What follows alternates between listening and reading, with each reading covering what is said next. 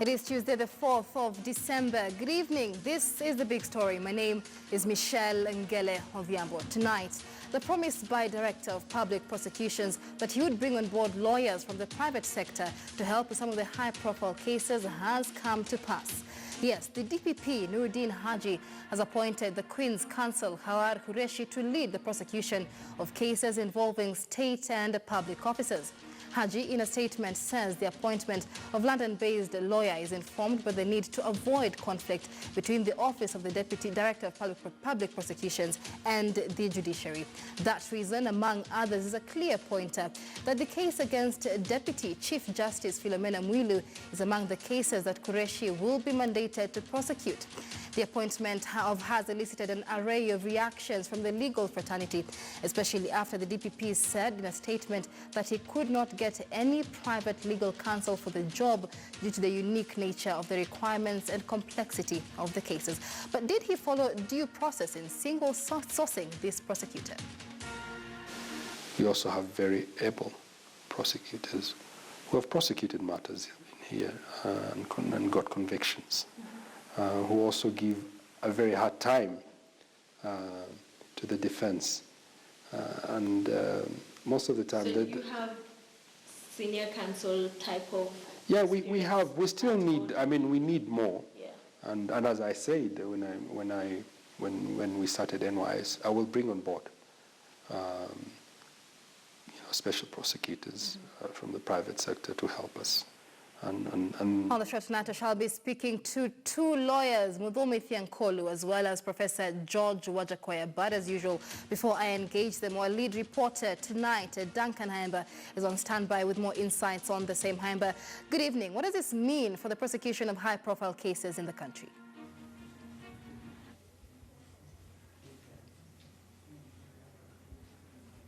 Haimba, good evening. Can you hear me?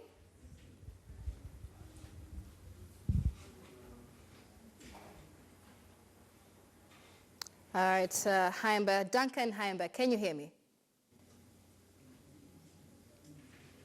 All right, we apologize for that. Our lead reporter, Duncan Haimba, there on standby with more on our top story tonight. The Office of the Director of Public Prosecutions appointing Hawar Qureshi there to lead the prosecution of cases involving state and public officers. And the Office of the Deputy Director of Public Prosecutions says it could not get any private legal counsel for the job in the country due to the unique nature of the requirements and the complexity of the cases. The question we're asking tonight is, was due process followed? Let's just take a look at the statement there sent by the DPP earlier today as a notice for single sourcing the Queen's lead counsel. And among those reasons, like we mentioned earlier on, was the fact that they wanted to avoid a conflict of interest with both the judiciary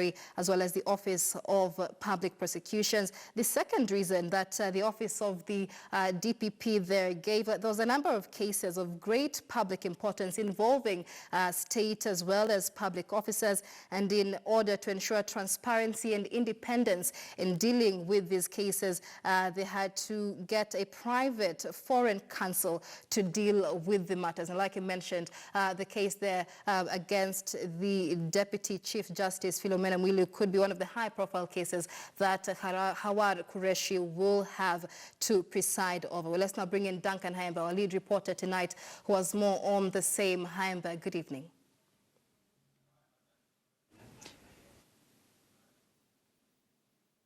Haimba, can you hear me? Yes, Michelle, I can hear you. All right, talk to us about the appointment of Hawar Qureshi. What does this mean for the prosecution of high-profile cases in the country? Definitely, it's a matter of the prosecution perhaps sending the strongest message possible across, just perhaps to indicate on how serious or emboldened he is in as far as the fight against corruption is concerned. Remember that we are dealing with the Director of Public Prosecution who assumed office and hit the ground running literally. And of course, for the few months that he has been in office, He has led sort of what you could call high-profile arrests. He has gone for what some have termed as high-voltage cases, depending on what he has been placing his hands on. And of course, he has repeatedly said that things will have to be done differently. And now for him to land a Queen's Counsel to be his lead prosecutor in as far as cases concerning judicial and government officials is concerned, definitely, Michelle, he is sending the strongest message that perhaps he is not taking any chances, and it is a serious war that he is waging. Whether that one will be reflected at the end of the day in terms of what will be the outcome, it's something that will be a matter of wait and see, or if it will be just another, what some might call a PR stunt, it is also something that we'll be waiting to see as far as the whole fight against corruption is concerned. But to mention to you, I've just had a conversation with Mr. Sharad Rao. Sharad Rao is a former director of public prosecutions here in the country, and he was also the chairman of the Magistrates and Judges Vetting Board. We were just trying to pick his mind on what this means, or is it extraordinary, or is it ordinary? And he has said that this is not the first time that the country is engaging in such. He has mentioned, for instance, a Queen's Counsel or a lawyer from London by the name Dennis Pritt, who came into the country earlier before that, during the Kenyatta trial, that is the Kenyatta 1 trial. And therefore he says that it has been the order of the day getting lawyers who practice in London to come and practice in Kenya. However, he says that the practice has always been that the Attorney General has to consent, and therefore it appears, or it remains to be seen whether that has been done. But he says that that has always been the case. The Attorney General has to for a Queen's Counsel or a lawyer from London to come and practice under the Kenyan jurisdiction, and therefore meaning that the DPP being, in as much as it's an independent office, but therefore of course being an arm of government, it means that maybe there were consultations and a concurrence and consent from the Office of the Attorney General to have Qureshi come and take charge as the lead counsel as far as this particular matter is concerned. And there are those murmurs, of course. What does this mean? Why has the DPP decided to shop for a Queen's Counsel as the lead counsel, in as much as he has explained that there are a lot of high voltage cases with a lot of interest, that perhaps he thinks there could be some sort of interference if perhaps handled by the local prosecutors. Some are saying it could be the strongest message in terms of the issue of cleaning up the judiciary or cleaning up the government, because this is an individual who is coming on a platform of tried and tested. And when you look at the CV or his resume, which the DPP has published under their website, clearly the professor of law in London is a man who has made a name for himself, and therefore by him coming and taking over as the lead counsel for the prosecution, it clearly means that there is a message that is being sent, perhaps the loudest so far as fight against corruption. Is this cause for alarm in government, in the judiciary?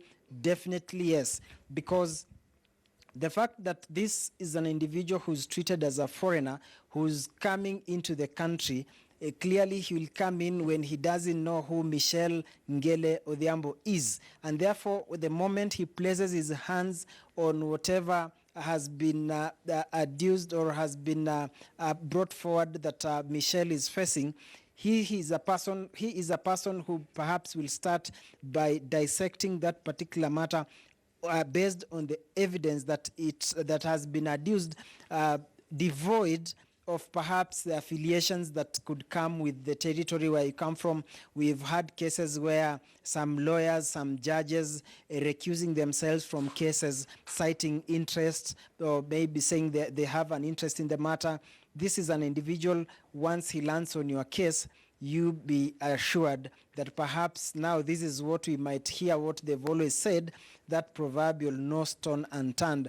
Hopefully, if at all it is not another PR gimmick that is being put across. But it is interesting to know where this one is coming from. Remember that a few days ago, appearing on a television interview, the DPP was saying that he really wants things to be done differently. He is calling for a paradigm shift in as far as the fight against corruption is concerned. Among a raft of proposals that he is saying that when he appears before Parliament, he will be proposing is that once you are charged or you are arraigned on grounds of corruption, the issue of remaining into office should not arise. He says that Parliament needs to enact or amend the Economic Crimes Act so that once you are mentioned, the moment you are arraigned, then you have to step out of office. Therefore, there's no question of remaining into office while investigations are going on. Remember that that one has been manifested last week when the CEO and another senior official at the National Health Insurance Fund have been arraigned for obstructing justice, for making it impossible for investigators to go through some of the documents, the payments that were undertaken at the National Health Insurance Fund. The second proposal that the DPP was quoted, or rather he put forward, was that he wants Parliament to amend laws that will ensure that the moment you are suspected or arraigned on matters of graft, then you should not even have that aspect of getting half pay of your salary. And therefore, he says once you go through the judicial process and at the end of the day, it's found that you are innocent, then your salary, your allowances will be backdated until that time when you are actually forced out of office or when automatically you left office. So those are some of the changes that the DPP says he will be appearing before the legislature to tell them that they have to make amendments if his work is to be easy. Michelle. Thanks. Duncan Haimba is our lead reporter tonight. Let's now take a look at the reasons the Office of the Director of Public Prosecutions gave for single sourcing Howard Qureshi as a lead prosecutor. Among those reasons was the fact that it was in order to ensure transparency and independence in dealing with with cases, as well as to avoid conflict between the Office of the DPP and the judiciary. The DPP saw it prudent to engage private foreign counsel to deal with these matters. And he further explains that the practice within a Commonwealth has been that when senior members of the bench and or government on a trial, members from other Commonwealth countries are invited to handle the same proceedings. The third reason that the Office of the DPP there gave, the fact that the stakes in such cases are very high, and therefore it is necessary that the proceedings are insulated from public perception as well as political interference or perception of such interventions. And these are issues that many Kenyans have complained about when it comes to high-profile cases in the country. Let's talk about the qualifications of one Howard Qureshi as he takes on this position. He is a man who has practiced law since 1990 when he was called to the bar. 3 years later, in 1999, he was the youngest advocate to have appeared in the International Court of Justice. Fast forward to 2006 when he took his silk, which is quite an important event there in the life of a lawyer. And in 2006, still, he was appointed as a visiting professor in commercial law at the University of London. He is also a QC at Sal Court Chambers and McNair Chambers in Qatar. He has also taught commercial law at Cambridge University and public international law at King's University in London. Well, let's now speak on phone tonight to lawyer Muvomi Fiankolu, who joins us by way of phone. Many thanks for joining us on the big story tonight. There has been varied reactions from the legal fraternity with regard to this appointment. The first question is the fact that this was a single sourcing. Was due process followed in this appointment? I don't think, for me, the issue is whether due process was followed. The DPP says he advertised and he didn't get suitable candidates. That itself is a highly questionable position because, to the best of my knowledge, Kenya has no shortage of good lawyers, perhaps much even better than this distinguished professor. So the procurement question for me is not even the significant question. For me, the real issue is the DPP seems to have always this knee-jerk approach to the prosecution of these so-called high-profile or high-voltage corruption cases, and the strategy seems to be, at least in my view, seems to be one that is more concerned with generating headlines, whether in newspapers and in TVs. But any serious observer will tell you that there does not appear to be a well-thought-out, clear strategy that is coherent and that is viable on tackling corruption. One time it is Friday arrest, followed by dramatic objections to bail, even in cases that grant of bail should be more like a matter of course. After that, you have demolitions, which then end. After that, you hear consignments of sugar with this. So from my observation, government seems to have a knee-jerk approach to these menace of corruption.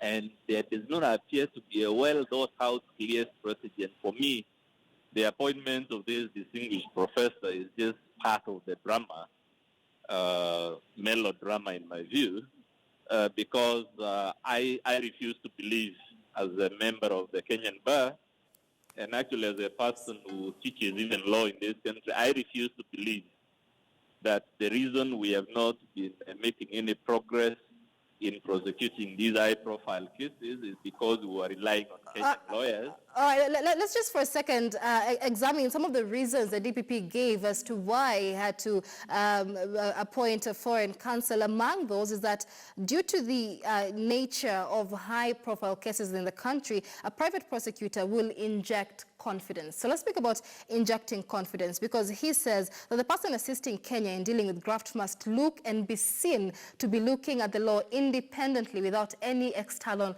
interference whatsoever. But isn't that itself an admission that the office of DPP lacks that perception of legitimacy, that perception of independence?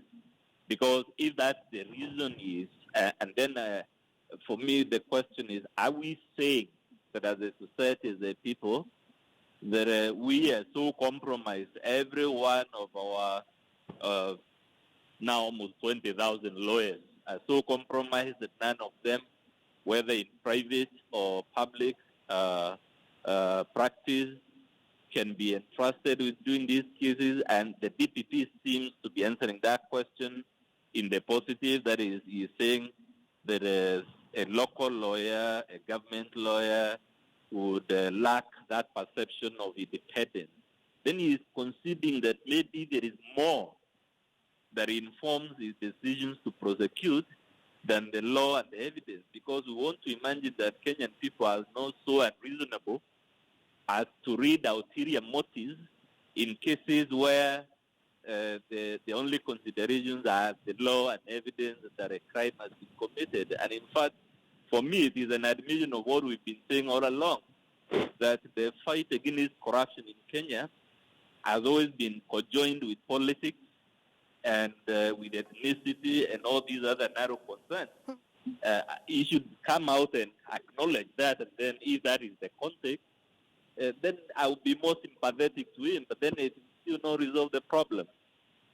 And you mentioned that this points to a lack of capacity, in a way, in the Office of the Director of Public Prosecutions. Others would argue that it is because of that he's going out of his way to seek foreign counsel. But another reason that he gives, that this is common practice among Commonwealth nations, that when high-profile members of the bench or of government are on trial, members of other Commonwealth countries are invited to handle these proceedings. I am not aware that it is common practice to invite Commonwealth lawyers to do this, at least not in the serious Commonwealth countries, not in the countries. I have never heard, for instance, of a major corruption case in the UK, in Australia, in India. In all these countless Commonwealth countries, at least I've never heard of an instance in the serious ones where it is common practice that cases of a certain type, cases involving certain profile of personalities, must be handled by foreign lawyers. What the DPP is saying, which is true, I agree with him, is that we have a problem of impunity in this country, and because of that problem of impunity, certain people become quite difficult to prosecute. But you see, the solution to that is not bringing foreign lawyers.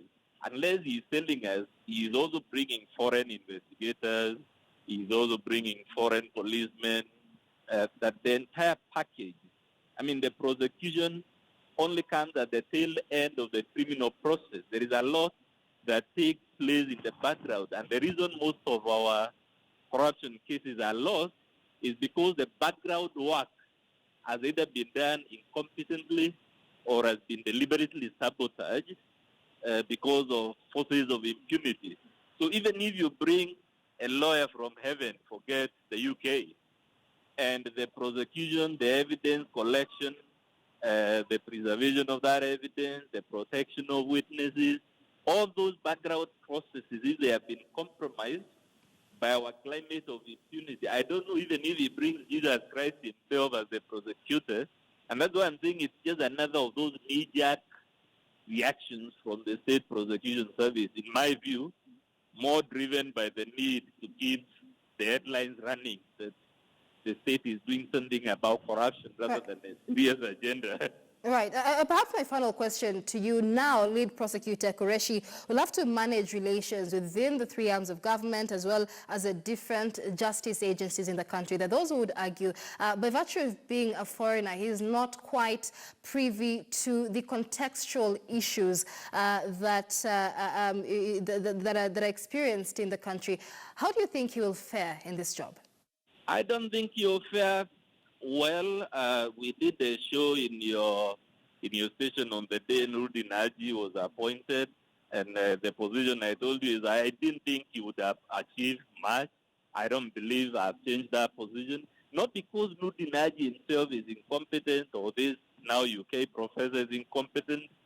I mean, if you give a good workman bad tools, they can only do a bad job. And for me, we are working in a toxic environment. Unless we address that work environment, the environment of investigation, the environment of witness protection, the environment of a prevalent culture of corruption, where corruption has extended to every level of society, the environment of our value systems. There are so many things that we don't seem to have the serious thought as a society about corruption. And we seem instead to prefer reactionary interventions, sometimes as public anger management tools.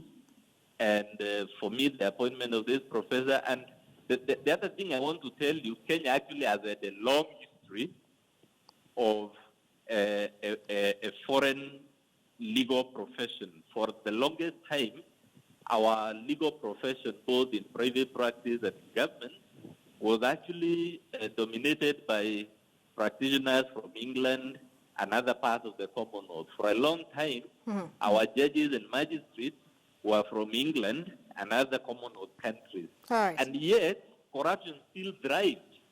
In fact, our judiciary was worse off. Some of the most unfortunate decisions that happened in our judiciary were presided over by British and other Commonwealth judges. So the mere fact that you brought a foreigner, if the excitement is that we brought a foreigner and that there is an innovative way to dealing with the problem, you can see why I'm so harsh about it. All right, many thanks.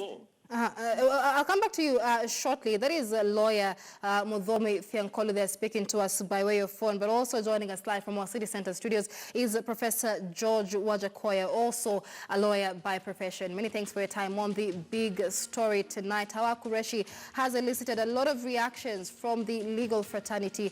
What say you on his appointment today?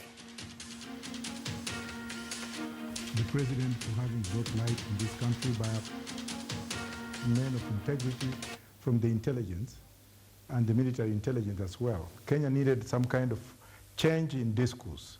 We have narrowness of some people who speak outside, from the box. They have not been out of this country, or even if they have been, they have not seen how things are done outside. First of all, Professor Qureshi is a minority in England, and because of his minorityness, he has worked his way up to be recognized internationally. It is common practice within the Commonwealth jurisdiction that lawyers can be swapped up. And it's not the first time that we have had a foreign lawyer being appointed here. We had the likes of Sir Devereux, who was appointed to represent Mr. Charles Njonjo during the Njonjo inquiry. And a lot of noise was not made. Given the fact that we have our traditions which are based on British tradition, we should not be making noise when the country is polarized at this particular time. I'm 100% supporting Haji for what he's doing because the Constitution empowers him to do single sourcing in procurement. If you look at Article 157 or 59, I'm subject to correction, you find out that the issue of conflict of interest could have arisen here because most of the lawyers we have here, including myself, though I'm also a foreign trained lawyer, if somebody wants to categorize me as foreign, though I'm now in this country, so it be. You find out that there is no lawyer who has not done anything elsewhere. Mm-hmm. The issue of tribalism is also prevalent, and the issue of where some of these lawyers have worked out, they have either been embedded in government, done government work, and it would be very difficult for them to be appointed to run this kind of investigation. All right. Therefore, having our tradition with the Britain for the last 100 years, all right, in which our common law system is based on Britain. What is wrong? Professor, I will have to come back. I apologize for interrupting you. We'll have to come back to that point. We'll have to take a short break here on the big story. Do stay with us. We'll be back shortly.